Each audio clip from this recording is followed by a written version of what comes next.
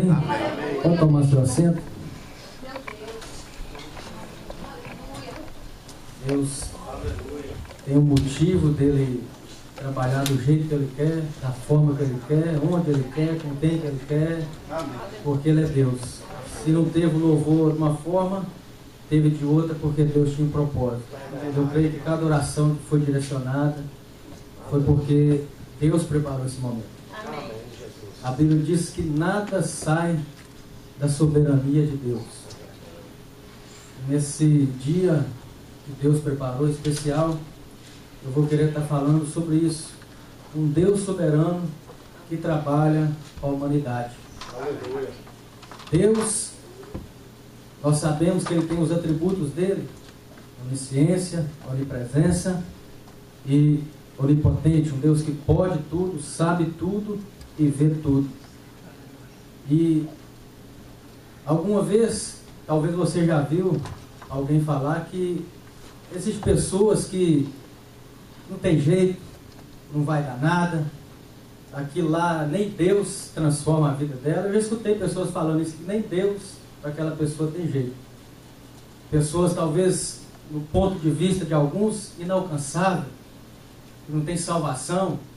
Aquele ali, acho que nem o capeta quer. Já ouvi até essa frase, acho que você também já deve ter ouvido. Se for no inferno vai causar até confusão lá. Mas o homem, irmão, o problema dele é quando ele está afastado de Deus, ele está longe de Deus, e Deus não vive, o Espírito Santo não vive dentro dele. Aí está suposto e sujeito a acontecer qualquer coisa. Aí está suposto e sujeito a essa pessoa entrar em loucura, essa pessoa entrar em amnésia, essa pessoa entrar em alucinações, porque o Espírito Santo de Deus é o que Jesus deixou na terra para ter o nosso contato com Deus. E quando o homem não tem isso, ele fica um pouquinho longe da soberania de Deus, mas não esquecido, não afastado dela, por totalidade. E tem um homem aqui na Bíblia que a história dele é um pouco parecida com o que eu estou falando, porque, por exemplo, se ele vivesse no tempo de Hitler, eu acho que os dois podiam bater de frente, porque a ideologia deles era a mesma: guerra, morte, atrocidade, e esse era o coração deles: destruir o que puder destruir para ter uma nação forte, uma nação poderosa. Mas Deus tinha um propósito na vida desse homem. Mesmo ele sendo ímpio, mesmo ele não sendo da nação de Israel, mesmo ele sendo perseguidor, usado por Deus para castigar o povo de Deus, Deus salvou a vida dele. Eu estou defendendo a minha tese, que eu creio que esse homem foi salvo. Agora eu vou tentar mostrar alguns motivos para você que eu creio que ele foi salvo. Abra sua Bíblia comigo no livro de Daniel, capítulo 4.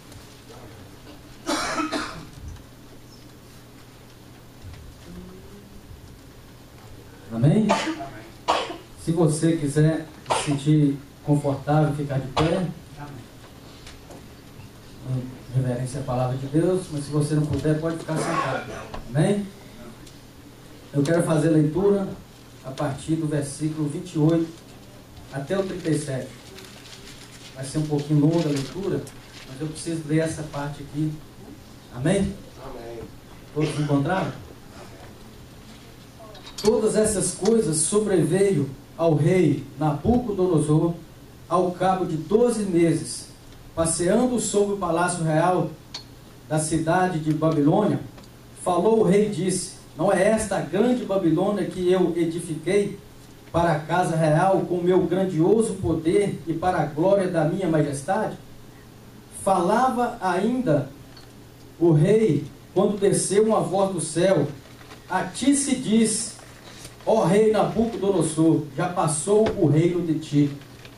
Serás expulso de entre os homens, e a tua morada serás com os animais do campo, e far-te-á comer ervas como os bois, e passar-se-ão 7 tempos por cima de ti, até que aprendas que o Altíssimo tem domínio sobre o reino de todos os homens, e dá a quem quer.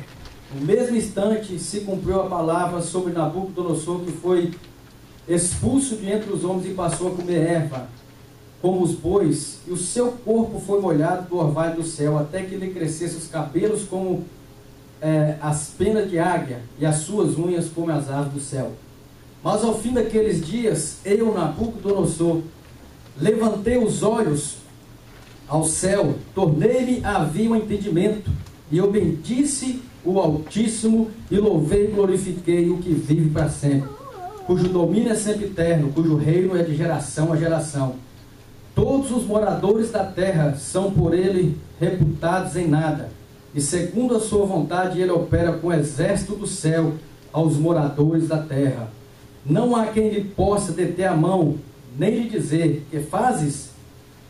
Tão logo me tornou ouvir o entendimento, também para a dignidade do meu reino tornou-me a vir a minha majestade e o meu resplendor. Buscaram-me os meus conselheiros e os meus grandes. Fui restabelecido no meu reino, e a mim se ajuntou extraordinária grandeza.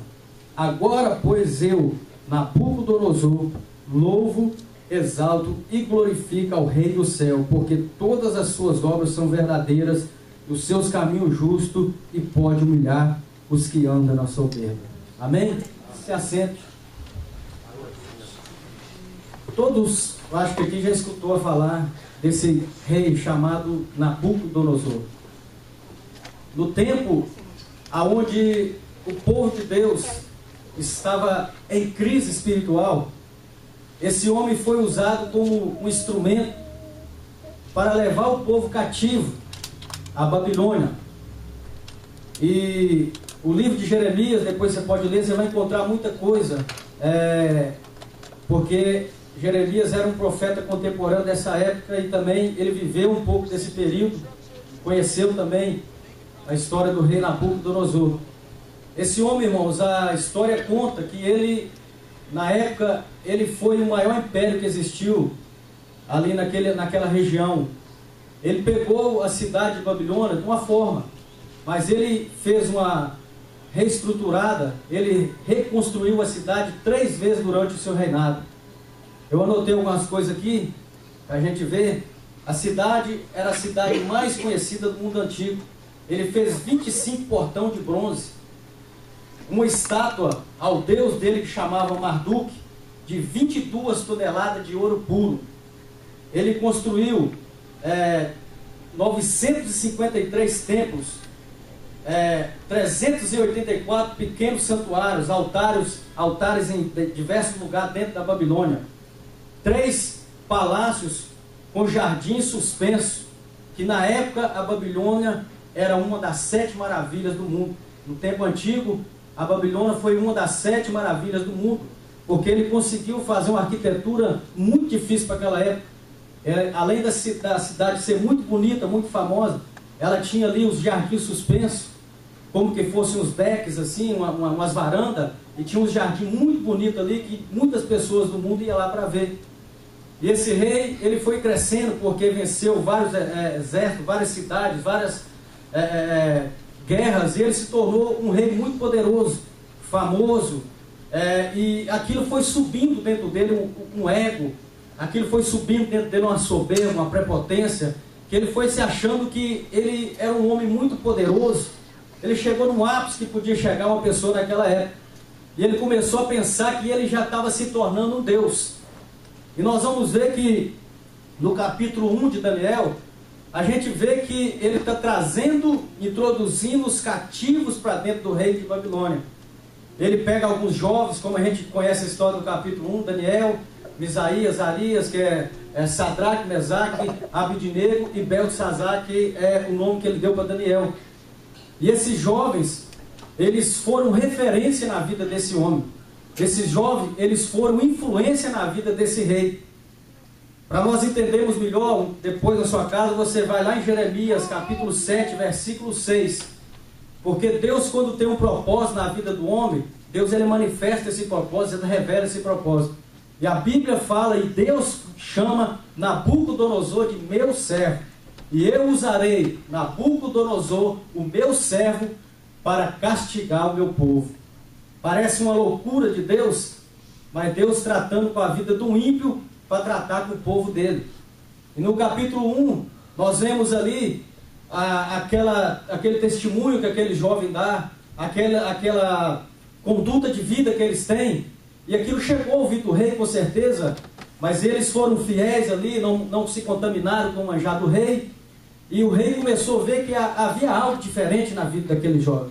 Eu quero parar um pouquinho aqui só para chamar a nossa atenção, que nós, aonde nós estivermos, nós temos que ser influência na vida de pessoas, que essas pessoas talvez estão sendo trabalhadas por Deus, e o nosso testemunho, a nossa maneira de agir, vai ser influência na vida dessas pessoas.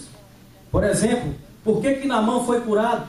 Porque tinha uma judia lá dentro da casa dele que testemunhou que tinha um Deus que tinha poder, que podia fazer milagre.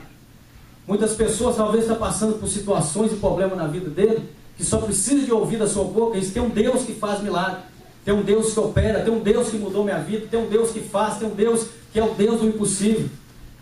E aquele rei já teve agora essa experiência. Agora no capítulo 2, ele vê naquele sonho dele uma grande estátua humana, e aquela estátua, uma pedra sai do céu muito grande, não por mão de homem, mas por um ser, e joga uma pedra grande, e aquela estátua cai por terra. No capítulo 3, como nós entendemos, ele já faz uma estátua, porque ele já queria, já visando a adoração a ele, já visando a grandeza dele, se vangloriando, ele faz aquela imagem e decreta obrigatoriamente o culto àqueles deuses estranhos. E até os materiais, os objetos, os utensílios que foi trazido da casa de Deus, ele introduziu na adoração a esse Deus ali na Babilônia. E esse homem, ele teve uma outra experiência muito grande. No capítulo 2, ele chama os magos, ele chama os intérpretes, ele chama os adivinhos, ele chama os caldeus, chama os astrólogos para interpretar um sonho que ele teve. Ninguém conseguiu interpretar. Foi onde ele conheceu um pouco mais de perto, novamente Daniel, que teve a revelação do sonho e contou para ele a revelação do sonho. No capítulo 3, ele também tem uma experiência muito grande com Deus. Ele joga aqueles 3 jovens na fornalha. Aqueles jovens não são queimados, nem um fio de cabelo dele, assim a Bíblia declara. E ele mesmo, com os próprios olhos dele, nu, viu um quarto homem com semelhança com semelhança de anjo andando ali sobre o fogo com aqueles homens. E ele faz ali uma declaração superficial, ainda parcial. Mas ele já começou a ter experiências com Deus. Ele começou a ver que aqueles judeus, o Deus deles era diferente. E nós vemos que o capítulo 4, ele começa com essa história, falando da conversão. Para mim, irmãos, eu vou defender essa tese. O capítulo 4, para mim, conta a conversão de Nabucodonosor, a transformação na vida dele. Eu vou pular 2 capítulos só para você entender que esse homem, ele já tinha intimidade com Deus depois que isso aqui aconteceu no capítulo 4. Quando Daniel foi decretado que ele deveria ser lançado na cova dos leões, porque foi um decreto que não podia ser aniquilado, ainda que ele quis aniquilar ele. A Bíblia diz que depois que Daniel foi lançado na cova dos leões, aquele homem foi para o quarto dele e passou a noite toda em jejum em favor da vida de Daniel. Ele não ia fazer isso de qualquer forma, sem ter o conhecimento desse Deus. E aqui no capítulo 4, só para você entender, eu gostaria de você acompanhasse comigo. A Bíblia diz assim, versículo 1: Ó o rei Nabucodonosor, a todos os povos habitantes da terra, paz vos seja multiplicada. Pareceu-me bem fazer conhecidos os sinais e maravilhas que Deus, o Altíssimo, tem feito para comigo. Quão grandes são os sinais, que poderosos as suas maravilhas. O seu reino é sempre eterno, e o seu domínio dura de geração a geração.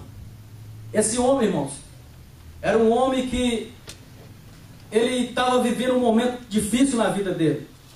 Ele estava tendo perturbações, ele estava tendo inquietações, ele não podia dormir bem, porque ele tornou a ter aqui nesse capítulo um novo sonho. E um dos sintomas que a vida do homem não está bem, que a vida do homem não tem Deus, é ele estar perturbado, é ele estar ansioso, é ele estar com insônia, é ele não estar tranquilo, é ele não ter paz na vida dele. E aqui no capítulo 4 ele começa declarando, paz vos seja multiplicada. Um homem que só falava de guerra, um homem que só falava em destruir, um homem que a mentalidade dele era de destronar os reinos e se engrandecer.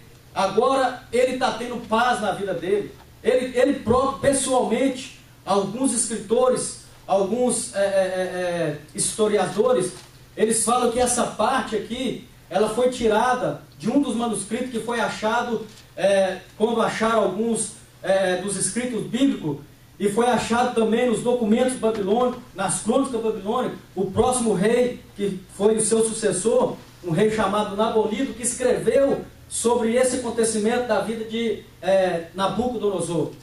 E ele mesmo fala que isso aqui foi encontrado nas escritas dos caldeus, na língua que eles falavam, esses escritos foi encontrado que o próprio Nabucodonosor, ele decretou e declarou isso. E esse homem agora começa falando de paz. E a Bíblia nos ensina que a verdadeira paz, ela só está em Jesus. A verdadeira paz, ela só se encontra na sua plenitude em Deus. A Bíblia fala que Deus conservará em perfeita paz aquele cujo ele está esperando, confiando em Deus, porque ele espera nele. A Bíblia fala, Jesus, lá em João, deixo-vos a paz, a minha paz vos dou, não vos la dou como o mundo a dá. Esse homem agora começou a viver uma paz verdadeira, uma paz que dava segurança, uma paz que dava tranquilidade. Se está faltando paz na sua vida, meu irmão, é porque você está precisando mais se entregar mais para Deus. Se você está tendo insônia, se você está tendo preocupações, se você está tendo tribulações, descanse em Deus, não perca a sua paz. Esse homem aprendeu isso, a Bíblia diz que ele estava perturbado, ele perdia noites. E ele, agora, nesse momento, ele fala que ele declara agora, paz vos seja multiplicada. Uma pessoa, para declarar paz para o outro, ele tem que estar vivendo uma paz, ele tem que estar tendo essa paz. E esse rei agora dá esse testemunho. E a Bíblia diz que a paz que excede todo entendimento, ela vem de Cristo. Ela que nos completa os nossos corações, ela que completa as nossas mentes, ela vem de Cristo Jesus. Então peça a Deus que te enche dessa paz. Peça a Jesus para que te multiplique essa paz, para que quando você enfrentar as tribulações do mundo, as perturbações da vida, você venha saber passar por esses momentos em paz. A Bíblia diz que logo depois que ele teve um sonho, ele chama novamente os magos, ele chama novamente os adivinhos, ele chama todas aquelas pessoas de novo, só que ninguém pôde interpretar o sonho dele. Sabe o que isso significa para mim? Ele já tinha tido uma experiência com Deus, mas ele quis ainda tentar, com os próprios meios e recursos dele, resolver aquela situação, aquele problema. Falou, não, eu tenho aqui meus magos, eu tenho aqui o meu jeito, eu tenho aqui a minha situação, minha solução. Chama eles que eles vão dar a interpretação. Ninguém pôde dar. Aí ele reconhece mais uma vez e chama Daniel, aquele que tinha o Espírito de Deus Altíssimo, o Espírito excelente. E Daniel interpreta o sonho dele e mostra para ele a realidade. Eu não vou entrar muito no sonho, porque eu vou perder muito tempo aqui. Eu vou só resumir. O sonho que ele teve era uma árvore muito grande que estava no topo da terra e tinha muitas aves sobre aquela árvore, e todos alimentavam, comiam dela, todos os seres vivos da terra, tinha animais embaixo. E ele viu uma voz, e aquela voz saiu do céu, e ele falou que aquela árvore seria cortada, e aquela árvore seria toda destruída, mas o tronco dela ficaria.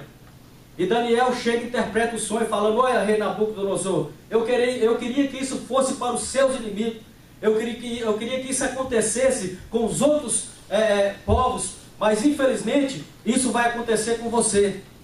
E ele conta o sonho, como que seria a interpretação do sonho. Ele fala, essa árvore é você, Nabucodonosor, e Deus, ele vai tirar o seu trono, Deus, ele vai tirar você da sua posição, Deus vai tirar você dessa glória que você tem, e vai passar algum tempo, 7 períodos, e ele vai te dar esse trono de novo, porque essa árvore é você. E aqui, irmãos, nós vemos que Daniel, ele interpreta e ao mesmo tempo ele dá uma profecia, ele dá uma advertência àquele rei. Aqueles 7 períodos, antes que aqueles 7 períodos acontecesse, ele tinha 12 meses para arrumar a vida dele, para pôr a casa dele em ordem, para se arrepender, para reconhecer a Deus, para mudar a sua vida. E muitas das vezes, quando eu estava ali conversando com o Sérgio, eu falei, isso tem a ver com a mensagem. Deus, Ele nos dá algumas advertências na nossa vida, porque Ele não quer o nosso mal, porque Ele quer o nosso bem. O Sérgio estava falando que Camila estava indo lá para Pensilvânia e falou, não vai, que vai chover muito. E aconteceu que ela estava ali, deslizou o carro, né, Sérgio? E ela falou que nem sabe como que o carro parou perto de uma carreta, e ela já ficou apavorada e quis voltar. E ele falou, tá vendo? Eu falei para você não ir. E quantas vezes Deus nos dá advertência dessa forma? Quantas das vezes Deus nos fala dessa forma? E o tempo vai passando, passa um mês, passa 2 meses, passa 3 meses, passa um ano. Noé, irmãos, quando avisou para o povo que iria chover, o povo não conhecia chuva, não sabia o que era água. A Bíblia diz que o orvalho vinha e molhava a terra. Esse mundo está doido. E a igreja hoje está pregando a mensagem de Noé. Jesus vai voltar. Jesus vai buscar a igreja dele. Vão mudar de vida, irmão. Vão converter. Vão melhorar. Vão acertar. Vão pôr a nossa casa em ordem. E muitas das vezes a gente vai levando o banho-maria, vai empurrando com a barriga, como um bom mineiro, e o negócio vai acontecendo. Daí a pouco começa a vir as tribulações. E eu estou sem a paz, eu estou sem a presença de Deus. Eu começo a me enterrar. E aí muitas pessoas vão se afastando da presença de Deus, muitas pessoas vão se desviando, e alguns chegam até a morte, mas a advertência veio, o aviso veio, nós temos que vigiar. Esse homem teve a profecia na vida dele, esse homem teve a advertência de Deus na vida dele, porque Deus amava ele. Não existe ser humano nenhum, irmãos, que Deus não possa salvar ele. A única coisa que pode acontecer é se eu não quiser, se o homem não quiser. Mas se o homem abrir o coração para Deus, a quebrantar o coração, deixar Deus fazer a obra na vida dele, Deus pode fazer muito mais do que nós pedimos, pensamos ou imaginamos. E esse rei passa ali, a Bíblia diz que passa, onde nós lemos ali a partir do versículo 28, passado os 12 meses, ele estava ali na varanda do seu palácio, da grande Babilônia. E ele fala, não é essa a Babilônia que eu fiz, que eu construí com as minhas mãos para a glória e tal, tal, tal. E a Bíblia diz que na mesma hora ele escutou a voz falando, passado está de ti o seu reino, ó Nabucodonosor. E a Bíblia conta, irmãos, que esse homem foi e aconteceu tudo que o profeta tinha falado com ele. Falou que ele iria comer como um boi, como um animal. Ele iria pastar, iria crescer pelo no corpo dele, que iria parecer penas como águia, ele ia pastar e comer ali como um boi. E isso aconteceu porque ele não se arrependeu, ele teve tempo. E muitas das vezes, eu vou usar a tua expressão forte, nós estamos pastando na vida, comendo capim que o diabo amassou, porque nós não escutamos as advertências de Deus. Nós não entendemos o que Deus quer para a nossa vida. Nós não compreendemos o que Deus quer fazer, está fazendo. Deus já estava trabalhando na vida dele. A Bíblia diz que esse período de tempo foi mais ou menos 35 anos que ele conviveu com esses jovens ali, Daniel, Sadraque, Mesaque, Abidnego, e com certeza eles testemunhavam de Deus, falavam de Deus para ele. E Deus, mais uma vez, se manifesta, mostra para ele que queria fazer algo na vida dele. E muitas das vezes a pessoa está passando por situação na vida porque não quer e não se aquebranta para Deus. Na oração do Johnny aqui, ele está falando, é preciso a gente aquebrantar. A Bíblia diz que Deus não resiste um coração aquebrantado, um coração que se entrega, um coração que se doa, um coração que se entrega por totalidade. É preciso aquebrantar, irmãos. Deus está nos chamando a um aquebrantamento, para nós reconhecermos a grandeza, a soberania dele. Esse capítulo 4 aqui de Deus, de Daniel, é Deus soberano, chamando o povo à conversão, mostrando que ele dá, que ele faz, que ele tira, que ele entrega, que ele toma, que ele domina, que ele é o Todo-Poderoso. E que se o homem arrepender de verdade, se converter de verdade, ele pode fazer muitas coisas na vida do homem. E aqui no final da história, nós vamos ver que o próprio Nabucodonosor, ele faz uma declaração que não existe outro Deus como o Deus de Israel, que salvou a vida dele, que voltou a dar a ele tudo que ele tinha. Eu quero concluir essa mensagem falando que Nabucodonosor, a Bíblia diz que ele teve todo o seu reino estabelecido.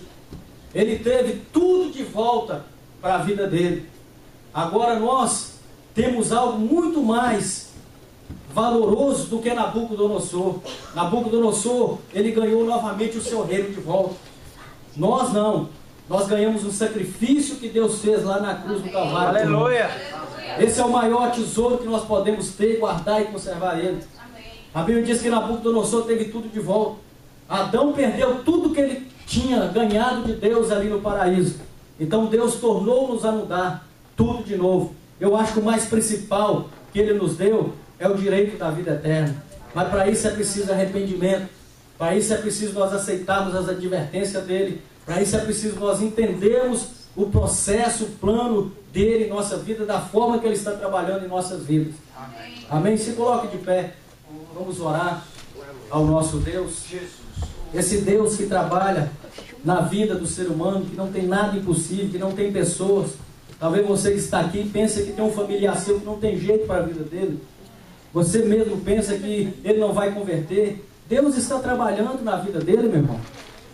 A Paulo, quando fez a abertura do culto aqui, será que Deus está? Será que Deus vai fazer? Não, Deus está trabalhando. Descanse em Deus, entregue a sua vida na mão dele. A Bíblia diz que nunca houve um Deus como esse que trabalha para o seu povo. Só descansa nele.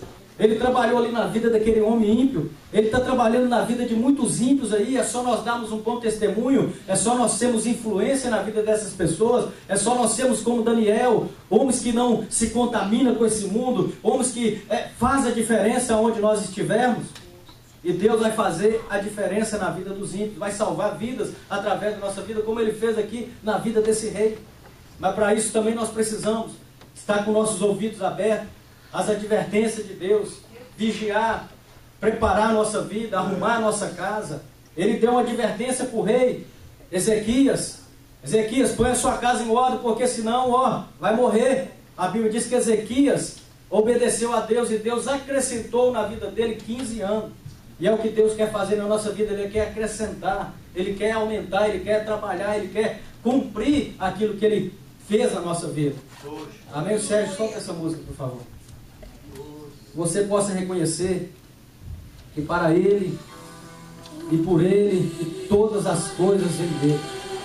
Você tem casa, é Ele que tem te dado. Você tem sua esposa, seu esposo, é Ele que tem te dado. Você tem seus filhos, é Ele que tem te dado. É isso que Ele queria mostrar para Nabucodonosor. Nabucodonosor, tudo que você tem, é eu que te dei. Se eu quiser tirar, eu tiro. E ele entendeu aquilo. Depois que ele passou por tudo aquilo que ele passou. Não precisa você passar por algumas situações.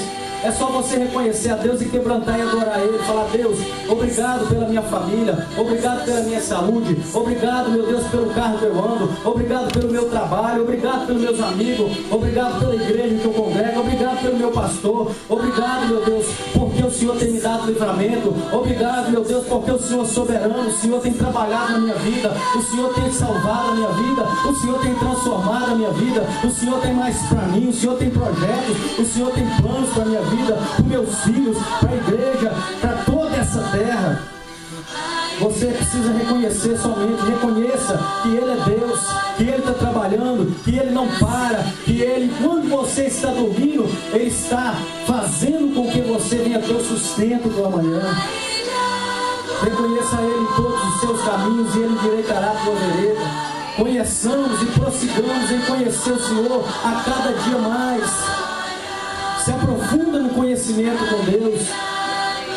Ele teve um conhecimento parcial de Deus até o capítulo 4, mas no capítulo 4 ele declara, ele faz uma confissão de fé: este é o meu Deus. Ele falou oficialmente que ele ficou como um documento para aquela nação, e que a sua vida venha ficar como um documento para as pessoas verem que você serve um Deus vivo, um Deus que supre, um Deus que sustenta, um Deus que provê. Eu não sei qual é a sua situação, não sei qual é o seu problema. Aquele homem, ele teve um momento de loucura na vida dele. Ele teve um momento que ele viveu igual um animal.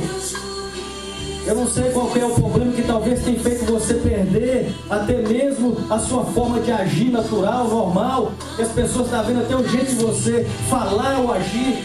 Peça a Deus que te dê uma mente transformada, um coração quebrantado, um espírito manso e reto. Em nome de Jesus, Sabe que você pode cantar? A Ele a glória, a Ele a glória, porque Ele é Deus, Ele é digno de todo louvor, de toda honra, de toda adoração. Obrigado, Jesus, porque o Senhor tem nos sustentado, meu Pai. Obrigado, meu Deus, nós reconhecemos que não há outro como o Senhor.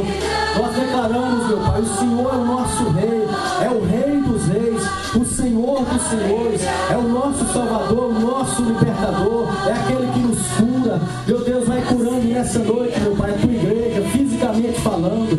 Meu Deus, vai trabalhando, meu Pai, vai, meu Deus, repreendendo dor de cabeça, problema nos olhos, na vista, no ouvido, no coração, nas veias, nos ossos, em tendões, meu Deus, nos órgãos, aonde seja, meu Pai, que precisa ser trabalhado. Meu Pai, eu peço cura nessa noite, da mesma forma que o Senhor curou aquela loucura, meu Pai, que foi colocada naquele homem. Cura, meu Pai, qualquer enfermidade, meu Pai. O Senhor é quem faz a ferida, o Senhor é quem liga a ferida, meu Pai. O Senhor é a solução, o Senhor é a resposta, o Senhor é o remédio, o Senhor é aquele que nos dá, meu Pai, a paz verdadeira, a alegria verdadeira, o gozo na alma. Ah, meu Deus, vai enchendo a tua igreja, meu Pai, dessa alegria, desse gozo, meu Pai, dessa paz, para passar, meu Deus, pelas tribulações da vida, pelos problemas do dia a dia, para enfrentar junto, meu Pai. Ah, meu Deus, ali vencendo, meu Pai, de fé em fé, de glória em glória, meu Pai, e dando, meu Pai, louvor ao teu nome, reconhecendo que se não for o Senhor, meu Pai, nós não podemos fazer nada. É o Senhor na nossa vida, Deus. Nós declaramos dependência do Senhor. Nós dependemos do Senhor, meu Pai, pelo ar que nós respiramos. Se o Senhor tirar o fôlego de vida, o que será de nós, ó Pai? O Senhor é quem tem nos dado a cada dia esse fôlego de vida, enchido nossos pulmões, para que nós possamos, meu Pai, ter força para locomover. Então, meu Pai, encha o nosso pulmão, meu Pai, do ar do teu Espírito, da força do teu Espírito, para que possamos respirar, meu Pai. Ah, meu Deus, um pouquinho do céu a cada dia, para que nós possamos, meu Pai, vencer os problemas da vida. Obrigado, meu Pai, por mais esse dia, por mais essa oportunidade, porque até aqui o Senhor tem nos ajudado. Eu agradeço por essa oportunidade, Pai. Eu te oro e te agradeço em nome de Jesus, pedindo, meu Pai, uma bênção especial para cada um que aqui se encontra, em nome de Jesus. Amém. Dê uma salva de palmas para Deus.